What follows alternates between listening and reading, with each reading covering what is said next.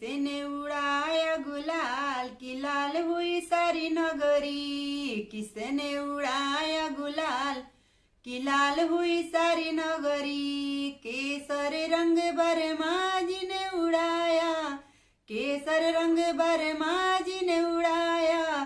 सरस्वती ने उड़ाया गुलाल की लाल हुई सारी नगरी। सरस्वती ने उड़ाया गुलाल की लाल हुई सारी नगरी। लाल लाल उड़े रे गुलाल की लाल हुई सारी नगरी। पीला रंग विष्णु जी ने उड़ाया, पीला रंग विष्णु जी ने उड़ाया।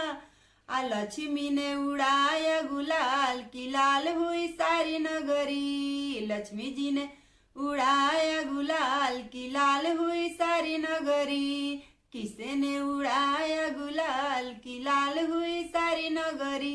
नीली नीली रंग ने भोले जी ने उड़ाया, नीली नीली रंग भोले जी ने उड़ाया।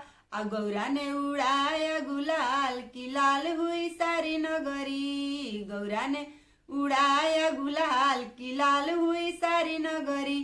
किसी ने उड़ाया गुलाल की लाल हुई सारी नगरी।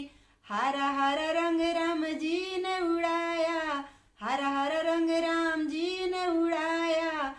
सीता ने उड़ाया गुलाल की लाल हुई सारी नगरी। सीता ने उड़ाया गुलाल की लाल हुई सारी नगरी। किसने उड़ाया गुलाल की लाल हुई सारी नगरी।